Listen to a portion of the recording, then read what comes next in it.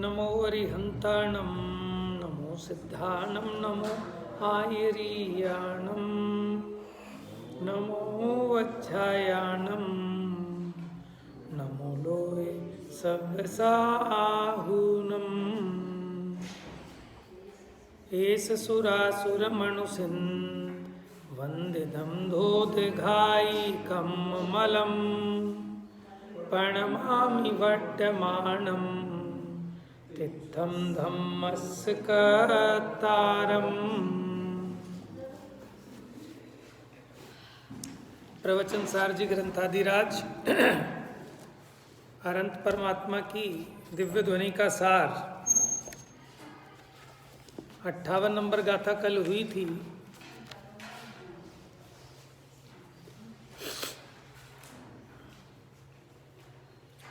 तो प्रत्यक्ष और परोक्ष की चर्चा इसमें की थी कि आत्मा से साक्षात होने वाला ज्ञान वो प्रत्यक्ष ज्ञान है, जो इंद्रिय आदि पर पदार्थों के निमित्त से उत्पन्न होता है वो परोक्ष ज्ञान है। तो अनंत परमात्मा का जो केवल ज्ञान है वो प्रत्यक्ष ज्ञान है कि परोक्ष ज्ञान है? प्रत्यक्ष ज्ञान है। और हमारा आपका परोक्ष, क्योंकि इंद्रिय और मन के अवलंबन के बिना अपना ज्ञान नहीं होता।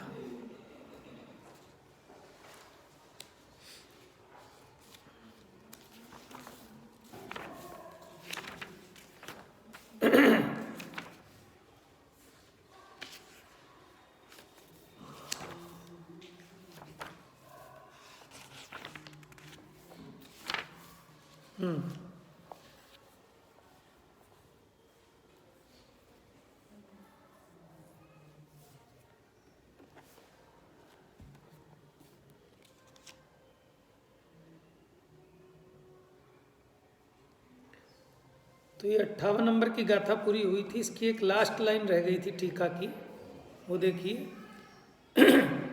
इस गाथा में सहज सुख का साधन भूत ऐसा यही महाप्रत्यक्ष ज्ञान, महाप्रत्यक्ष केवल ज्ञान की अपेक्षा कह रहे हैं, इच्छनीय, इच्छनीय माने प्रार्थनीय, वही हमारी प्राप्त करने योग्य है, ऐसा उपादेय माना गया है। इस गाथा से ये समझना।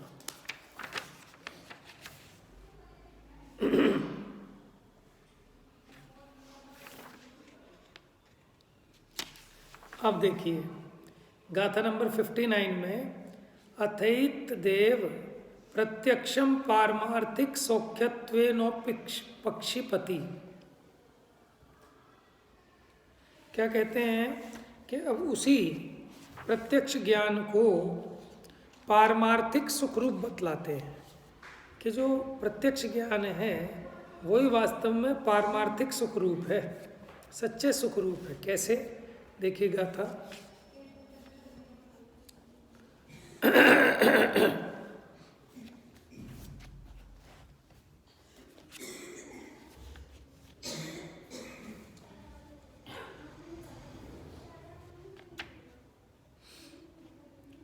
जादम सयम समंतम नाणमणंतत्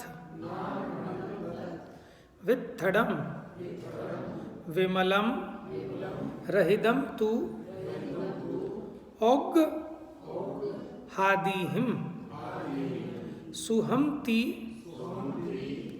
एगंतियम भणिदम।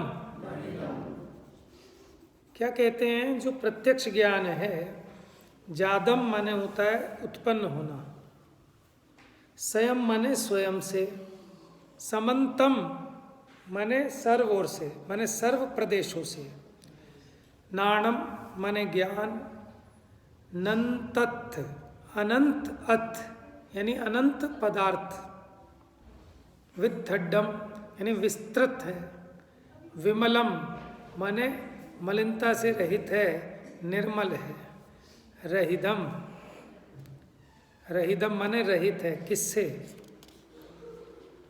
औग्गहादिहिम, औग्गहादि माने अवग्रह आदि से रहित है, सुहमति सुखम इति, इसलिए वो सुख रूप है। एगंतियम एकांतिक, माने वो एकांतिक सुख रूप भणिदम कहा गया है। किसको? कि उस ज्ञान को, किस ज्ञान को?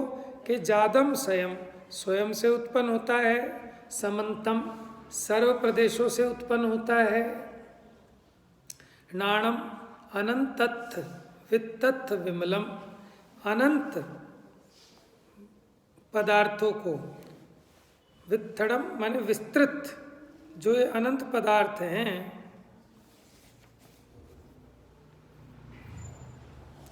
माने वो अनंत पदार्थों के विस्तार को प्राप्त है। वो ज्ञान अनंत पदार्थों में विस्तृत है, फैला हुआ है। विमलम कैसा है? और वो ज्ञान निर्मल है। रहिदम तु औगाहिदिम, अवग्रह आदि से रहित है। अपने मति ज्ञान में क्या होता है कि हम जिसको जानते हैं पहले उसका अवग्रह होता है, फिर ईहा, फिर अवाय और फिर धारण।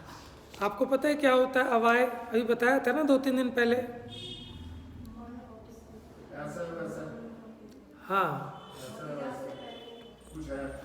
हाँ, अवग्रह माने उसका एक सामान्य ग्रहण।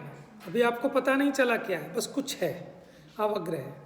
अब क्या है उसको विशेष जानने की जो जिज्ञासा होती है ना, वो जो ज्ञान का प्रयत्न है, वो विशेष जिज्ञासा वाला ऊहापोह रूप, वो है ईहा। फिर ओहो ये है, ऐसा जो स्पष्ट हो गया ज्ञान में, वो हो गया अवाय, निर्णय हो गया। अब धारणा कि उसको कालांतर में भी नहीं भूलना, वो धारणा। तो स्टेप होते हैं, पहले अवग्रह होगा, फिर ईहा, फिर अवाय, फिर धारणा। लेकिन जिस ज्ञान में ये क्रम नहीं पड़ता, अवग्रह ईहा अवाय धारणा का, तो वो खेद से रहित है।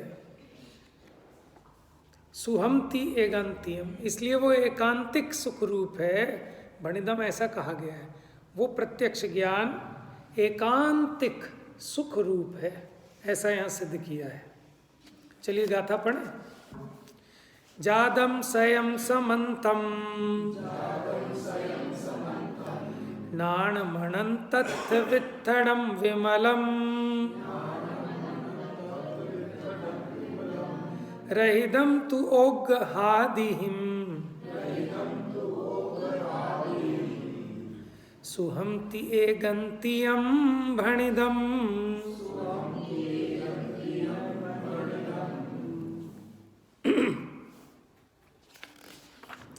स्वयमेव जात समंत अर्थ अनंत मा विस्तृत ने अवग्रह इहादि रहित निर्मल ज्ञान सुख एकांत। ये हरि गीत है और है तो डॉक्टर साहब का भी हरि गीत।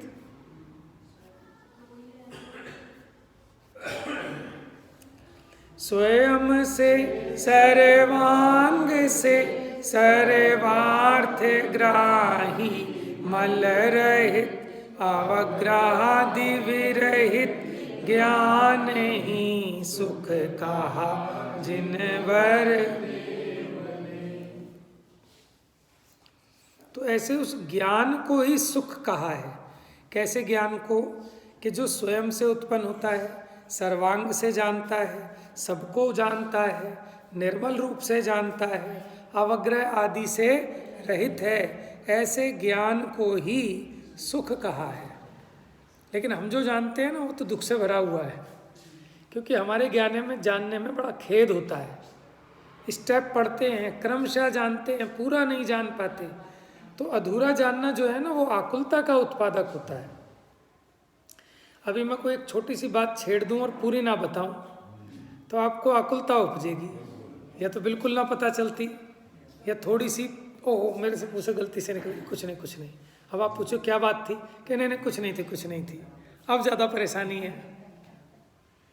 समझ में आया? ऐसे ही अपना ज्ञान है, खाली अवग्रही होके रह जाता है। ईहा होके रह गया, अवग्रह ईहा 2 स्टेप हुए, अवाय नहीं हुआ। अवाय हो भी गया तो धारणा में नहीं बैठा, याद ही नहीं रहा, 1 मिनट बाद फिर भूल गए। तो उसमें आकुलता होती है, खेद होता है। लेकिन जो केवल ज्ञान है उसमें भेद ही नहीं अवग्र या अवाय आदि के, और सबको जानता है, समस्त आत्म प्रदेशों से जानता है, इंद्रियों के अवलंबन के बिना जानता है। तो ऐसा वो ज्ञान, स्वाधीन ज्ञान, वही सुख है। कहते हैं ना, स्वाधीनता के समान कोई सुख नहीं है, पराधीनता के समान कोई दुख नहीं है। तो देखो आचार्य देव उस ज्ञान को ही सुख रूप से वर्णन कर रहे हैं कि वो ज्ञान वही वास्तव में सच्चा सुख है। देखिए अन्वयार्थ, अपने आप ही उत्पन्न माने स्वयं से उत्पन्न, समंत माने सब प्रदेशों से जानता हुआ, अनंत अनंत अर्थ विस्तृत यानी अनंत पदार्थों में व्याप्त फैला हुआ, विमल और अवग्रह आदि से रहित ऐसा ज्ञान एकांतिक सुख है। एकांतिक सुख का मतलब क्या हुआ कि सुखी रूप है। एकांत का मतलब यहाँ टोटली, पूरी तरह से। ऐसा नहीं कि थोड़ा सुख रूप हो, थोड़ा दुख रूप हो, ऐसा नहीं। ऐसा किसने कहा है? सर्वज्ञ देव। जब हमने कहे की बात कही है तो हम किसी कहे की नहीं मान रहे, जो सर्वज्ञ देव की वाणी से आया है उसके लिए हम कह रहे हैं कहा है।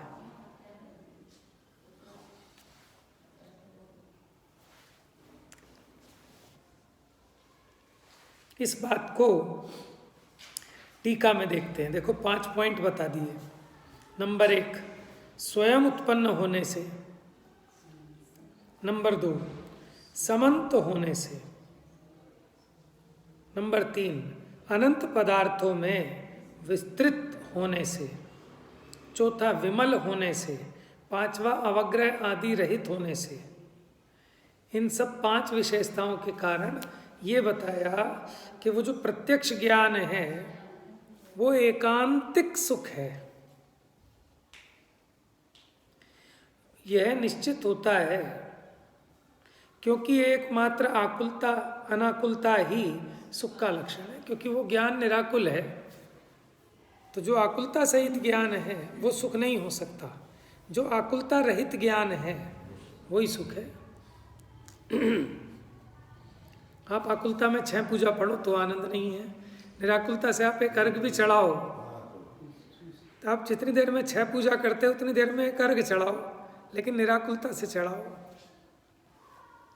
है ना। तो आकुलता का नाम दुख है और निराकुलता का नाम, लेकिन इसको सही अपेक्षा से समझना। कई लोग कहते हैं साहब ठंड में कौन रजाई से निकले, बहुत आकुलता है। और आत्म को हित है सुख, सो सुख आकुलता बिन कही है। काहे को इतना कष्ट करें, रजाई छोड़ें, हीटर छोड़ें, हवा में जाएं, मंदिर जाएं। समझ में आया? घर में रजाई में बैठे हैं, चटाई पे बैठे हैं, कितना परेशानी है। समझ में आया? तो ये उपदेश का विपरीत भाव ग्रहण किया, छल का पोषण किया। साहब क्यों भूखे मरे, आकुलता में क्यों रहें, खाओ पियो मौज करो। तो खा पी के निराकुल हो गया क्या, ये बता। तो सब खाए पिए बैठे हैं, सुखी सिद्ध हो जाने चाहिए सब। कहाँ है, दुखी हैं। इसको लगता है कि भोजन नहीं मिला इसलिए दुखी हूँ। भोजन मिल जाता है तो कोई और चीज़ से दुखी, वो मिल जाती है तो फिर लगता है अब ये तो मिल गया लेकिन कपड़े अच्छे नहीं मिले, कपड़े अच्छे मिल गए, रूप अच्छा नहीं मिला, रूप अच्छा मिल गया तो थोड़ा दांत में दर्द है, चलो दांत में भी दर्द नहीं है। बाल सफ़ेद हो गए, चलिए भी काले कर लिए हैं। फिर कभी कुछ है कभी कुछ है कि लोग मेरे को जय जिनेंद्र नहीं करते, मेरी प्रतिष्ठा नहीं है, मेरे को लोग मानते नहीं हैं, मेरे को ज्ञानी नहीं मानते। पता नहीं कैसे कैसे दुखों से पीड़ित है। बस इधर का बोझा उधर रख लेता है और सोचता है हाँ अब रिलैक्स है। सर का भार कंधे पे रख लेता है, फिर इस कंधे का उस कंधे पे, फिर क्या सोचता है अब ठीक है। ऐसे बैठे हुए थक गए, अब पलट लेंगे पैर, हाँ अब ठीक है। ठीक है तो फिर अब मत पलटियो। समझ में आया? तो ऐसा है। तो ये तो उदाहरण है। लेकिन लौकिक में आप देखना, जैसे हमें पूरे हफ्ते रहता है इंतज़ार कि कब संडे आएगा। संडे आते ही ये भय होता है तो निकल गया, ये तो गया हाथ से। समझ में आया?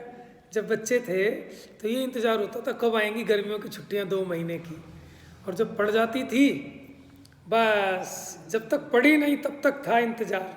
और जब आज स्कूल से घर आए नितराम होकर, अब तो 60 दिन बाद जाना है, सर जी ने 60 सुलेख दिए हैं। हमें तो ये मिलती थी सरकारी स्कूलों में कि 60 दिन है, 60 सुलेख करनी है, हिंदी की भी इंग्लिश की भी। 1 से 20 तक पहाड़े कर लेना, 25 तक कर लेना, ये कर लेना, वो कर लेना, कर लेंगे आराम से। और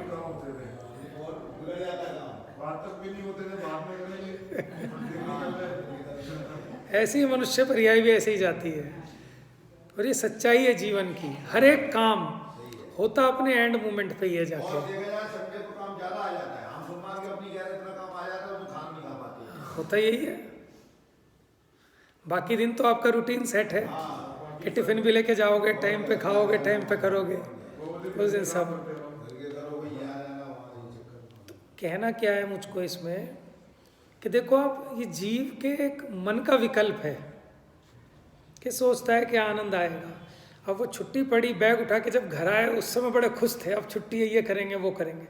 अब कहते बोर हो रहे हैं, करें क्या, क्या करें। फिर अब जब दिन निकलने लगते हैं तो एक भय सताने लगता है, अब तो 59 डेज ही रह गए, बस 58 ही रह गए। मने आनंद नहीं लूट पाता अज्ञानी, वहाँ भी भय से भयभीत है कि खत्म खत्म खत्म, उस दुख में ज़्यादा पीड़ित होता है। और ये जीवन की सच्चाई है। जब तक सामग्री नहीं है तो इसलिए दुखी है कि सामग्री नहीं है, सामग्री मिल गई तो इसलिए दुखी है कि कहीं ये छूट ना जाए, मिट ना जाए, इसका विरह ना हो जाए। समझ में? कोई पुत्र बिना नित झूरे, होए मरे तब रोवे, और ना भी मरे खोटी संतति सो दुख उपजे। अब इसमें एक बात और हम ऐड कर देते हैं, अब मान लो खोटा भी नहीं है, नहीं हम कह रहे मानता भी हो, खूब आज्ञाकारी हो, सुपुत्र हो, तो और ज़्यादा दुख होगा आपको, कुछ होगी, उसकी ज़्यादा चिंता होगी, ज़्यादा मोहगाड़ा होगा। नहीं तो आप कहोगे अच्छा है, नास पीटा शरारती, इतना इसके लगनी चाहिए, इसके चोट लगेगी तभी अकल आएगी। और जो बेचारा आज्ञा में रहता हो, हर वक्त आपके चरणों में बैठा रहे कि नहीं पापा आप कहोगे तो ही हिलूंगा, नहीं तो नहीं हिलूंगा, तो क्या होगा कि मोह और गाढ़ा हो जाएगा। समझ में आया? फिर उसमें जब प्राण निकलने बड़े मुश्किल होंगे, वहीं अटके रहेंगे। माने एक टूटी फूटी झोपड़ी है तो मरण समय में भी उसका कष्ट होता है जीव को कि मेरा घर छूट रहा है। और अगर बहुत बढ़िया बनाया इसने अपने प्राण लगा के, तो उसमें से दम कैसे निकलेगा वहाँ से। फिर इसीलिए लोग कहते हैं आत्मा यहीं भटक रही है। एक आदमी ने अपनी पूरी जिंदगी लगा के मकान बनाया, और जिस दिन गृह प्रवेश उसी दिन उसकी मौत हो गई। अब क्या होगा कि जिसने अपना जीवन लगाया उसमें, एक एक अपने सामने एक एक चीज़ खुद खड़े हो के कराई, अपने हाथ से लगा रहा है, कर रहा है, लेकिन उसकी आसक्ति देखो। और जब इतनी आसक्ति पूर्वक मरेगा तो वहीं वहीं भटकेगा, वहीं पे, वहीं कोई सुलसुली बन जाए कि उसी घर के उसमें दीमक बन जाए कि वहीं कुछ ना कुछ वैसे ही होगा उसका। तो आप ये देखो, तो इसको बुरा मिले तो दुखी, भला मिले तो दुखी, क्योंकि दुख का संबंध सामग्री से नहीं है, दुख का संबंध अपने अज्ञान और मोह कषाय से है। कुछ भी मिले, अगर आपको अज्ञानता नहीं है, मोह और कषाय नहीं है, तो आप दुखी नहीं है। और आपको एक से एक बढ़िया चीज़ मिल जाए, लेकिन अज्ञानता है, कषाय है, आप दुखी रहोगे हमेशा। देखो आपको लगता होगा कि कोठी वाले बहुत सुखी होते होंगे, समझ में आया? जैसे ऊपर जाने में जो टॉप पे जाते हैं वो बड़ी मेहनत है, बड़ा वो भय है, लेकिन उससे ज्यादा भय ऊपर बने रहने का है। हाँ, कि नीचे ना गिर जाए। ऊपर वाले नीचे वाले को देंगे तो संतुष्टि मिल जाएगी। अरे उससे ठीक नहीं, उसको उनको ज्यादा वो नीचे वालों को नहीं देखता, उसे तो ऊपर भागने की इच्छा है ना। देखो एक आदमी मैंने उसने दुकान खोली। अब मानो कहीं कोई शादी थी या ब्याह थी, वो नहीं जाता कि साहब क्यों भाई साहब नई दुकान खोली है, कैसे चला जाऊं दुकान छोड़ के, ठीक है, अच्छा साहब नहीं गए। फिर वो क्या कहता है कि भाई हम नहीं जाएंगे, क्यों कि 100 रुपये कमाऊंगा इतने में तो दुकान पे आज एक दिन में 100 रुपये का नुकसान है। तो फिर भी एक बार को चला जाता था, चलो 100 रुपये का नुकसान है, अब दुकान बढ़िया चल गई। अब कितना भी ज़रूरी काम हो, इसको क्या लगता है अगर एक दिन दुकान छोड़ूंगा तो 1 लाख रुपए का नुकसान है, तो नहीं जाता। देखो जब नहीं चल रही थी तो दुखी था, अब चल रही है तो उसमें ऐसा फंस गया, ऐसा चैंट गया उसमें कि वो कहता है साहब डॉक्टर के यहाँ भी नहीं जा सकता मैं। कहता है कि साहब मरने की फुर्सत नहीं है, कि जब मरण आएगा कोई फुर्सत नहीं होती उसके लिए। तो ऐसी गजब की लीला है। देखो ऐसा मोह का नशा चढ़ा है जीव पर।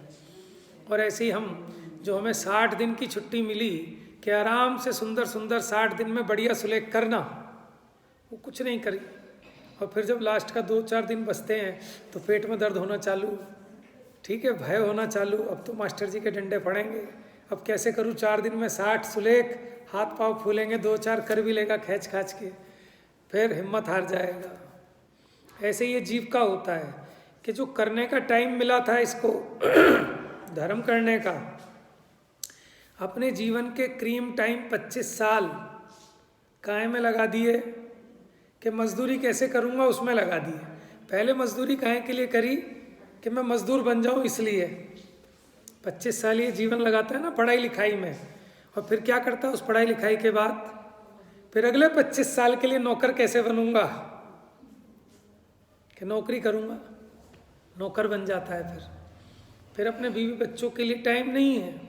माने हम जितनी चिंता हमको अपने ऑफिस की रहती है शायद उतनी घर की नहीं रहती।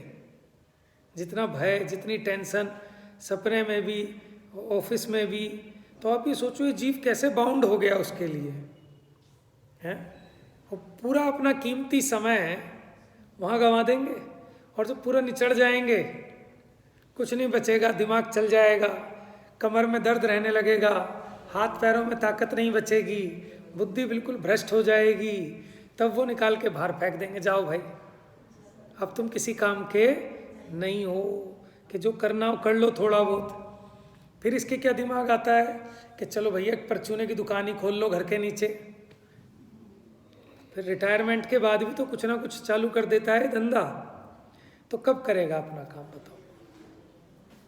अब तो टाइम नहीं है, जब सरकार भी टाइम दे दे उसके बावजूद भी इसको टाइम नहीं करना। तो ऐसे ही अपना भव खो के हार के बैठ जाता है। और जब मरण आता है फिर पछताए होत क्या, जब चिड़िया चुग गई खेत। और फिर आर्त ध्यान पूर्वक मरण करता है और फिर त्रियंच गति में जाता है? आर्त परिणामों से मरता है ना, तो फिर त्रियंच गति में जाता है जीव। और उसमें भी तीव्र संक्लेश हो जाए तो नरक गति में जाए। बहु आरंभ बहु परिग्रह नारकस्य आयुषा, बहुत आरंभ और बहुत परिग्रह, उसका भाव नरक आयु के आश्रव का कारण है। अल्प आरंभ अल्प परिग्रह मनुष्य आयु के बंध आश्रव का कारण है। और सराग संयम है, तप है, और ये सब इस तरह के भावनाएं, त्याग आदि की भावना, ये देव आयु के आश्रव बंध का कारण है। और माया तैर्यग योनयस, कि मायाचारी के परिणाम, कुटिल पने के, हर समय छल कपट के परिणाम। 100 रुपये का कुर्ता लाया, किसी ने पूछा कितने का है, 150 रुपये का है, कि जैसे कि वो खरीद रहा है और तुम बेच रहे हो उसको। समझ में आया? माने कैसे कैसे जहाँ कोई ज़रूरत नहीं है वहाँ भी ये जीव छल कर रहा है। 150 का बताने से इतनी ज़्यादा होती है। सब तरह के लोग हैं। जैसे 2000 का लाएंगे, बताएंगे 200 रुपये का, अरे हाय लग जाएगी उसकी कि 2000 रुपये का कुर्ता पहन रहा है, इस पर इतना पैसा आ गया, हाय लग जाएगी, नज़र लग जाएगी।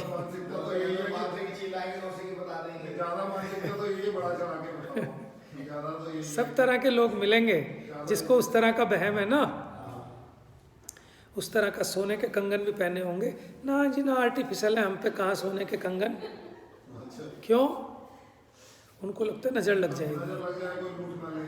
दुकान चलती भी होगी, अरे साहब धंधा ही बहुत मंदा है, कोई ग्राहक ही नहीं साहब, हम तो बस परेशान है बस। दीदी आगे भी मैंने वैसे तो मेरे को बताया किसी ने कि क्या कभी ये मत कहो काम बढ़िया है, हमेशा होते रहो। एक फार्मूला दिया किसी ने, कभी अपने मुंह से ये मत कहो काम बढ़िया है। पंजाबी लोग ये याद देते हैं। क्या हमेशा ये कहो यार काम ही धंधा ही नहीं है। तो देखो ना ये जीव की कैसी सोच है, हर चीज में, हर चीज में है ना, छिपाई, मायाचारी। अपने बच्चे ने अगर 4 रोटी खा ली, किसी के सामने मत कहना बच्चे ने 4 रोटी, ये तो कुछ खाता ही नहीं है कि रोटी बड़ी मुश्किल से खाई है। दूध पिलाना है तो वो छुपा के पिलाना, कहो बच्चों 1 बोतल दूध चढ़ा गया, इतना सा 1 साल का बच्चा, नज़र लग जाएगी। तो उसके कवर बन गए बोतल के कि किसी को पता ना चले कितना, ना दूध तो पीता ही नहीं बच्चा, हम तो कह कह के थक गए बेचारा।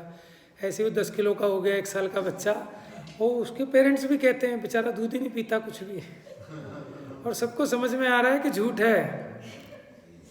लेकिन देखो मोह की महिमा देखो, आप देख लो हर व्यक्ति को, हर बच्चा पी पी के परेशान हो रहा है कि उल्टी हो जाएगी, मेरे को मत पिलाओ दूध, माफ़ कर दो, और ठोक ठोक के पिलाएंगे उसको।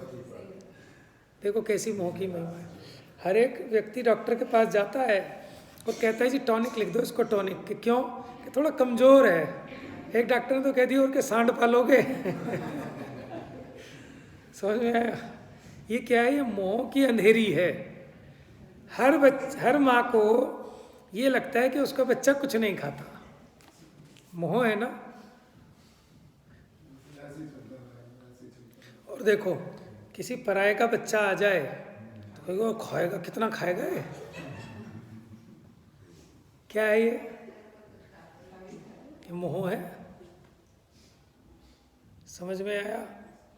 तो अजब गजब लीला है जीव की।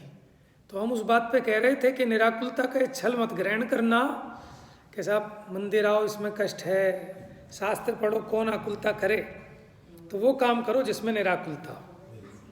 तो भैया पहले समझ ले निराकुलता किसमें है, जो तुम काम कर रहे हो उसमें निराकुलता है या नहीं, ये तो निर्णय करो। लेकिन ये जीव विचार नहीं कर पाता। अच्छा रजाई में लेटो, कितनी देर लेट लोगे, कितना सो लोगे, फिर उठता है, फिर उठता क्यों? अगर उसमें निराकुलता थी तो लेटा रहे जीवन भर कि नहीं उठूंगा। तो ये जीव को कहीं चैन नहीं है, क्योंकि जब तक इसे समझ में नहीं आएगा कि आकुलता का संबंध अपनी अज्ञानता से है, जब तक अज्ञानता दूर नहीं होगी आकुलता मिटने वाली नहीं है। जगत में भी नजर आता है, किसी को अधिक आकुलता है, किसी को कम आकुलता है। तो जिसको ज़्यादा आकुलता है हर एक चीज़ में ना, मतलब परेशान रहेगा, उसकी शक्ल को देख के 4 आदमी और परेशान हो जाएंगे। वो खुद भी हाथ पांव फुलाए रखेगा अपने और दूसरों के भी। और कोई व्यक्ति होता है शांत, कोई बात नहीं, 10 मिनट बाद मिल जाएगा खाना, कोई नहीं आने दो, और ऐसा कर लेंगे शांत। तो स्वयं भी शांत और उसके निमित्त से दूसरों को भी शांति मिलती है ना।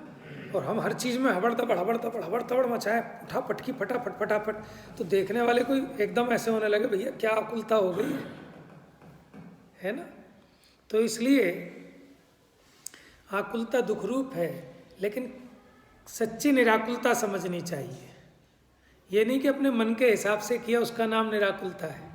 मन के हिसाब से नहीं, वो तो आप मन की गुलामी कर रहे हो कि ये मन के आप गुलाम मत बनो, ये मन आपका गुलाम होना चाहिए, मन आपका सेवक हो। एक होता है रईस जो घोड़े पर बैठता है, एक होता है सईस, घोड़े पर कभी नहीं बैठता, बस घोड़े को चमकाता रहता है।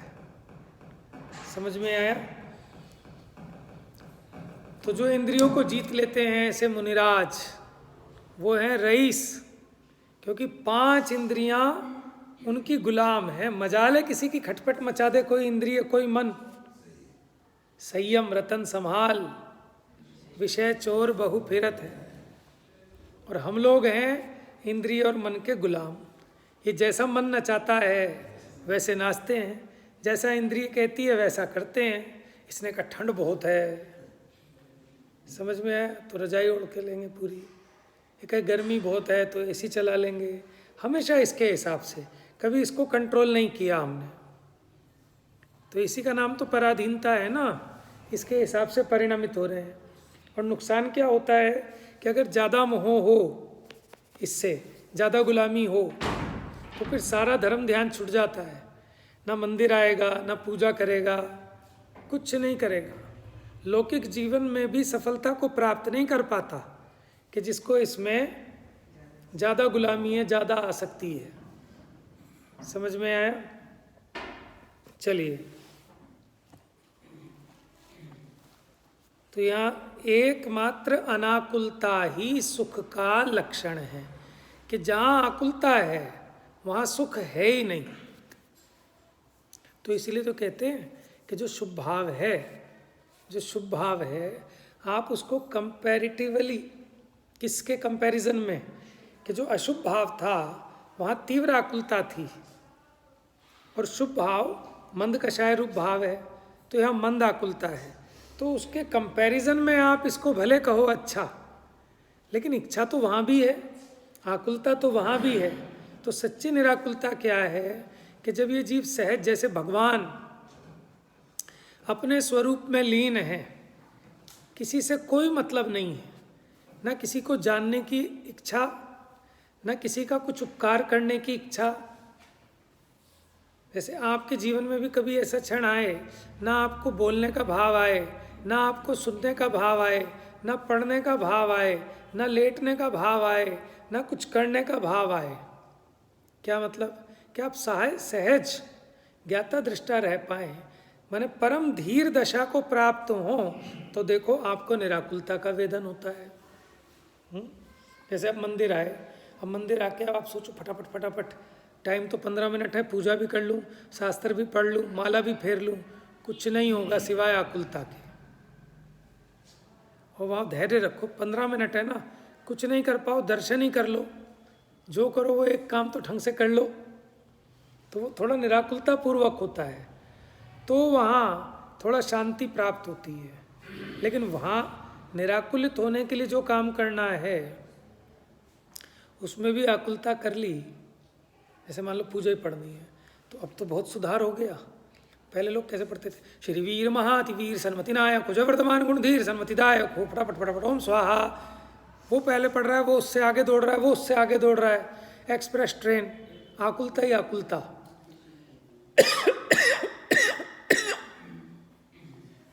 तो जगत में भी जो जीव धैर्य के साथ हर काम को करता है, उसको वो 100 गुना फल को देता है, वो कोई भी क्रिया हो। जैसे आप खाना खा रहे हैं, अगर वो आप धैर्य के साथ खाएं तो वो खाना भी पचेगा, पोषण को भी देगा, ठीक है, स्वाद को भी देगा, निराकुलता भी देगा। लेकिन जो भोजन आप बहुत जल्दबाजी में कर रहे हैं, आकुलता में कर रहे हैं, और आकुलता बढ़ेगी, शरीर में रोग बढ़ेंगे, समझ में, हर चीज़ में। आप बोल रहे हो किसी से, धैर्य के साथ बात करो तो फायदा होगा। आकुलता में फटाफट फटाफट खटाखट खटाखट, तो वो तीव्र कषाय में ये जीव का जो परिणाम है ना, वो तीव्र रहता है, तीव्र परिणाम रहता है, अधीरता रहती है, उसमें आकुलता विशेष होती है। तो इसलिए कम करो, कम खाओ, लेकिन धैर्य के साथ करो जो करना है, तो वहीं शांति प्राप्त हो। तो इसलिए ज्ञान का एक विशेषण धीर भी है, कि जहाँ सही ज्ञान होता है वहाँ धीरता होती है। पंडित जी ने भी लिखा कि धैर्य ही अवलंबन है। कितना बड़े से बड़ा कष्ट आ जाए कि क्या करें, हाथ पैर मत फुलाओ, धैर्य रखो, काम तो जैसा होना है वैसे ही होना है। शांति कहाँ लानी है? अपने मन में शांति लानी है, और कहाँ लानी है, समझ में आया ना? क्योंकि दुख यहाँ हुआ है, इसको शांत करना है, तो उसको शांत कैसे करोगे? कि धैर्य के द्वारा। तो धैर्य ही अवलंबन है, धर्म ही सहायक, और कोई सहायक नहीं होगा। चिर रक्षक हो धर्म हमारा, जग में ना हमारा कोई था, हम भी ना रहें जग। और जग में हमारा कोई नहीं है तो हम इससे मोह क्यों करें? तो हम भी ना रहें जग के साथ। तो जब ये जग तुम्हारा नहीं है तो तुम भी इसका मोह छोड़ो ना, ये परद्रव्य है। अब इस बात को विस्तार पूर्वक कल समझेंगे। जो टीका है ना, अब इसमें एक एक विशेषण को विस्तार पूर्वक समझाएंगे। तो आज ये बात समझ में आई कि जो निराकुलित ज्ञान है वही सुख है। निराकुलित ज्ञान कौन सा है? कि जो स्वाधीन ज्ञान है, कि स्वाधीन ज्ञान माने प्रत्यक्ष ज्ञान, केवल ज्ञान, वो स्वाभाविक होने से निराकुलित है। देखो, हम अपने स्वभाव में रहें तो निराकुलित रहते हैं, स्वभाव से बाहर आएं। देखो, जब हमारी इच्छाएं बढ़ जाती हैं, जब हमारे मन में छल कपट बढ़ जाता है, जब हमारे मन में विकार बढ़ता है, तो आप चेक करना कि आकुलता बढ़ती है कि नहीं बढ़ती है। चाहे खुशी का प्रसंग हो, चाहे दुख का प्रसंग हो, आपकी लॉटरी लग जाए तो आकुलता बढ़ जाएगी आपकी। समझ में आया? और नुकसान हो जाए तो आकुलता बढ़ जाती है जीव की। क्यों? कि जब भी अपने धैर्य स्वरूप से च्युत हुआ, तीव्र परिणाम को प्राप्त हुआ, तो दुख बढ़ जाता है। जा वाणी के ज्ञान से सूझे लोकालोक,